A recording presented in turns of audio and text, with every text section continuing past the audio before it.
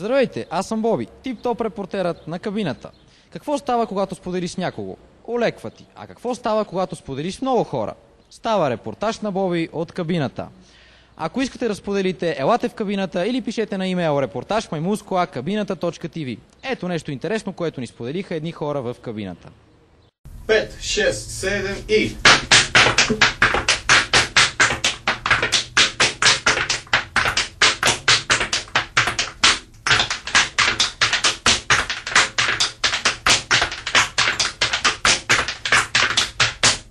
Така, това е нещо, което е много добре, много звучно. Ела при мен, господине. Ние няма да правим турне в Сърбия, просто ще направим следното. Тези неща са записани, стъпките са записани на този златен диск, благодаря, който ще бъде изпратен в космоса. Но поради лоши метеорологични условия, за сега това се отлага.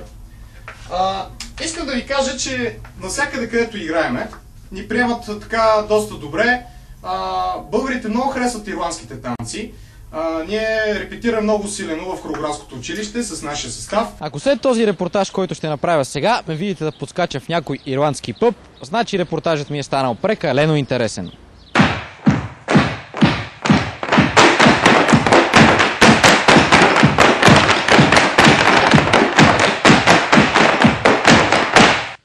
Представи се на зрителите. Аз съм Владислав Петров, попрякор генерала и съм ръководител хореограф на школата за ирландски танци и келтски ритми в София. Откъде идва това генерал? Ами генерал идва от това, че понеже самите танци са такива доста като наподобяват военни такива строеви неща и още взето имаме една армия от танцори, които са около 20-30 човека и понеже дисциплината е такава като в казарма и може би оттам идва това генерал, нали?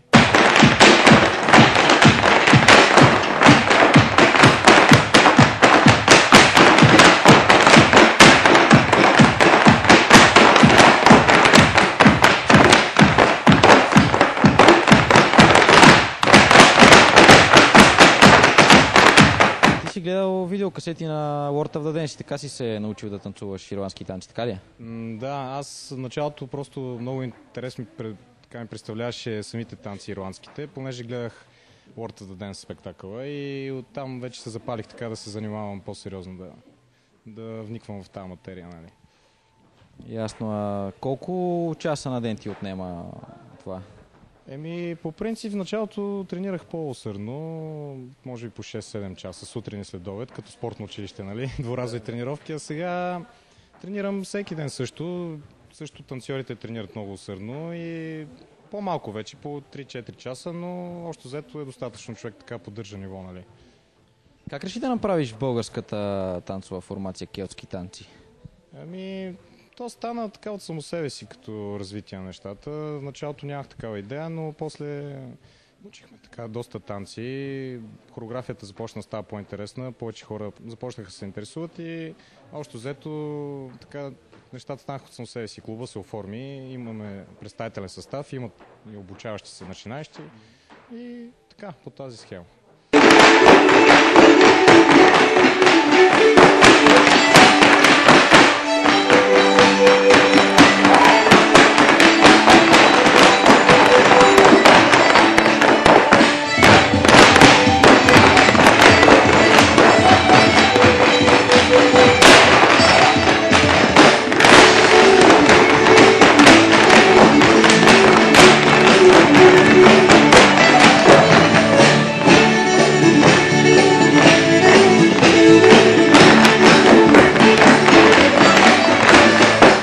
Има много подобни информации като вашата. Вие на какво ниво сте? Да кажем, ако World of the Dance са номер едно, вие къде сте?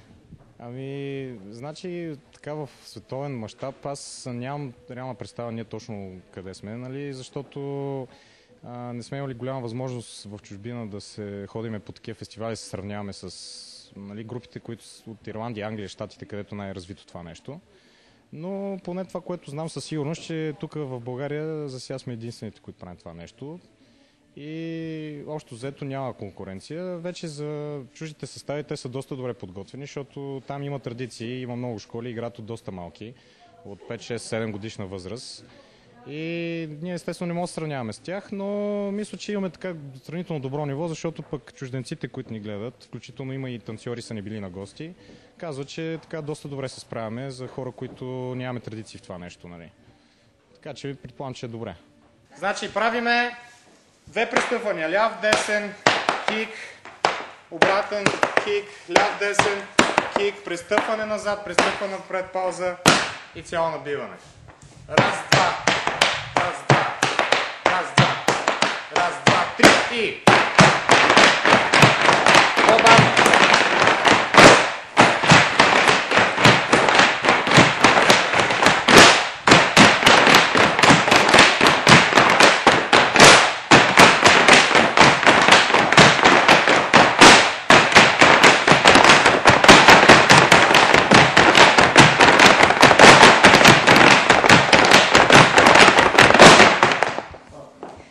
Вие правите нещо като курс и обучавате такива хора, които искат да се занимават с ирландски танци. Какви хора идват и защо го правят? Абсолютно. Значи в хореографското училище ние репетираме събота и неделя по обяд. Идват всеки, който желае да играе, да се запише, идва, записва се, танцува и вече като напредне. Имаме такива като тестове, които трябва да покрият за стъпки, за някои неща. Като го мине, вече може да мине в по-горно ниво, вече там и да влезне в състава, по-професионално се занимава. И още взето има някаква иерархия, нали, в нашата школа. Но всеки може да се занимава. Няма ограничения нито за пол, за възраст. Идват хора с различни професии, нали, по-големи, по-малки. Просто всеки идва с различна мотивация. Стъпките лесно ли се учите или повече време трябва? Самите стъпки тук вече е малко по-сложен въпрос. Значи всеки ги усвоява различно. Значи има хора много бързо схващат, понеже имат така двигателна култура, занимавали се с нещо преди това. Други хора по-бавно схващат, но пък после бързо напредват. Някои пък много бързо напредват, после се стоят на едно место. Индивидуално? Много индивидуално, да.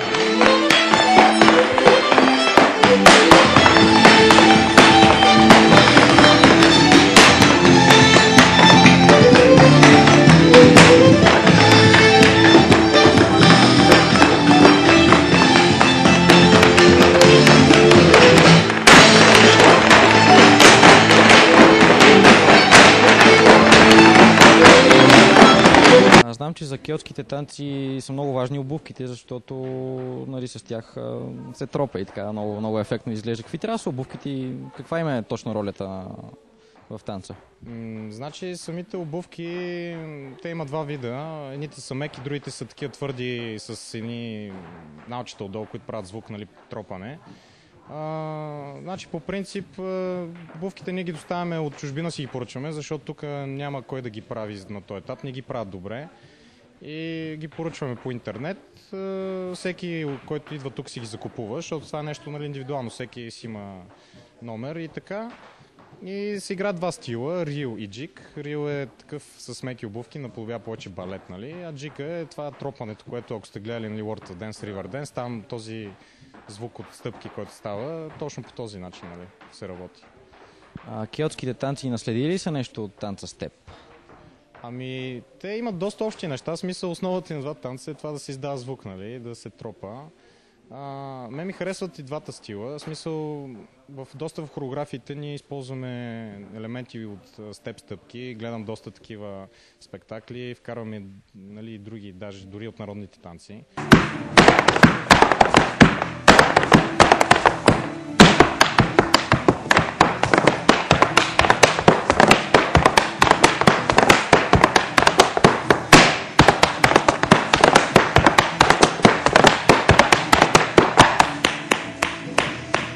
Доколкото знам, обувките много бързо се износват. На колко време ги сменяш? Виж сега, значи обувките са нещо, което много често го сменяме. Ето тази обувка, например, вече е скъсана. Ето тук в тази част. Както виждаш, трябва да си купа нови. Тук се отлепва тази част, тази се износва. Това е един поликарбон, който издава звука. Твърден материал. И още взето някъде, може би, на няколко месеца се износят ни обувки. Аз съм имал случай даже на сцена. Имам един друг чифт, който е с алуминий, тук дуралуминий излят, един блестящ такъв ток, който на една сцена, когато играхме, от един удар се пръсна на парчета. И тези от първите редове намазаха, нали, защото взеха по едно парче от обувката и сега се държа като спомен така на една страна, като трофей.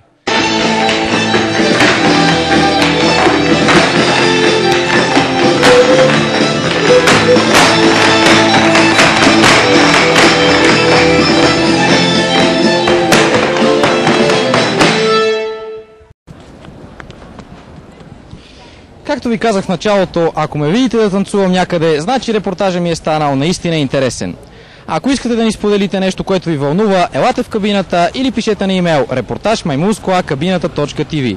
И не забравяйте, че кабината е близо до вас.